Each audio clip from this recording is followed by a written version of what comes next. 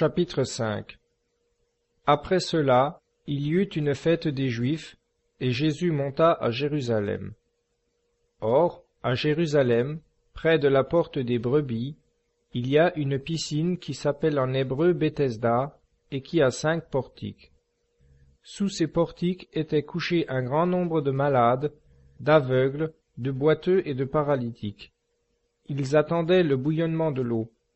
Car un ange du Seigneur descendait à certains temps dans la piscine et agitait l'eau. Et celui qui y descendait le premier après l'agitation de l'eau était guéri de son infirmité quelle qu'elle fût. Là se trouvait un homme malade depuis 38 ans.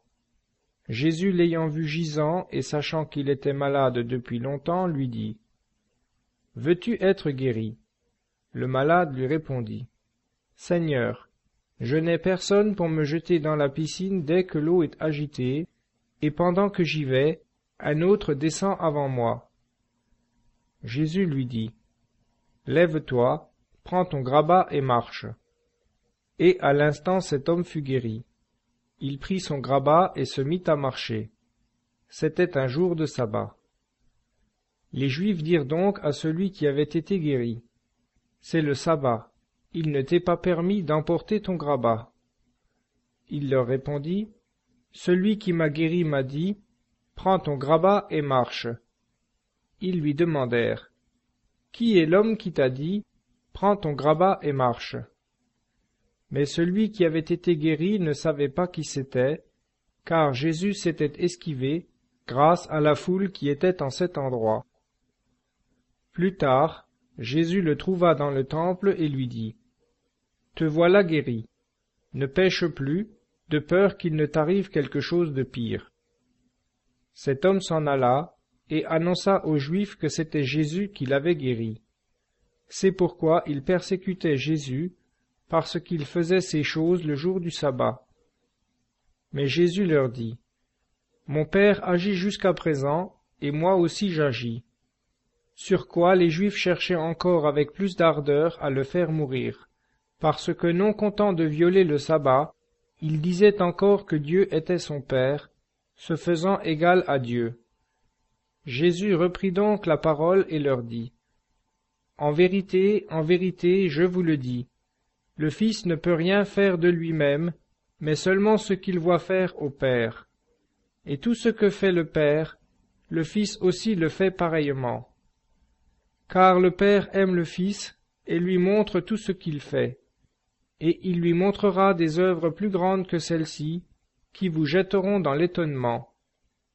Car comme le Père ressuscite les morts et donne la vie, aussi le Fils donne la vie à qui il veut. Le Père lui-même ne juge personne, mais il a donné au Fils le jugement tout entier, afin que tous honorent le Fils comme ils honorent le Père. Celui qui n'honore pas le Fils n'honore pas le Père qui l'a envoyé. En vérité, je vous le dis, celui qui écoute ma parole et croit à celui qui m'a envoyé a la vie éternelle, et n'encourt point la condamnation, mais il est passé de la mort à la vie. En vérité, je vous le dis, l'heure vient, et elle est déjà venue, où les morts entendront la voix du Fils de Dieu, et ceux qui l'auront entendu vivront. Car comme le Père a la vie en lui-même, ainsi il a donné au Fils d'avoir la vie en lui-même. Et il lui a aussi donné le pouvoir de juger, parce qu'il est Fils de l'homme. Ne vous en étonnez pas, car l'heure vient où tous ceux qui sont dans les sépulcres entendront sa voix, et ils en sortiront, ceux qui auront fait le bien pour une résurrection de vie, ceux qui auront fait le mal pour une résurrection de condamnation. Je ne puis rien faire de moi-même. Selon que j'entends, je juge, et mon jugement est juste, parce que je ne cherche pas ma propre volonté, mais la volonté de celui qui m'a envoyé. Si c'est moi qui rends témoignage de moi-même, mon témoignage n'est pas véridique. Il y en a un autre qui rend témoignage de moi, et je sais que le témoignage qu'il rend de moi est véridique.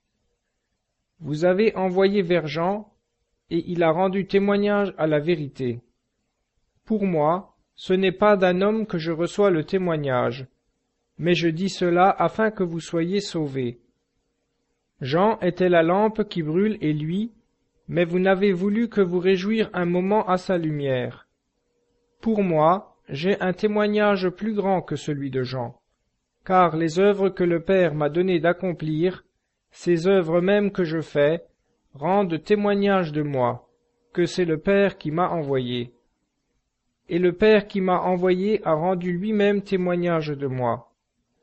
Vous n'avez jamais entendu sa voix, ni vu sa face, et vous n'avez point sa parole demeurant en vous, parce que vous ne croyez pas à celui qui l'a envoyé. Vous scrutez les Écritures, parce que vous pensez trouver en elles la vie éternelle. Or, ce sont elles qui rendent témoignage de moi, et vous ne voulez pas venir à moi pour avoir la vie. Ce n'est point que je demande ma gloire aux hommes, mais je vous connais.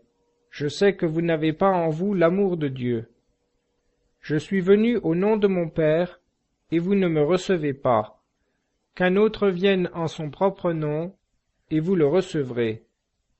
Comment pouvez-vous croire, vous qui tirez votre gloire les uns des autres, et qui ne recherchez pas la gloire qui vient de Dieu seul?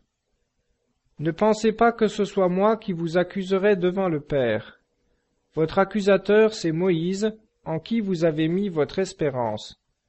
Car si vous croyiez Moïse, vous me croiriez aussi, parce qu'il a écrit de moi. Mais si vous ne croyez pas à ses écrits, comment croirez-vous à mes paroles?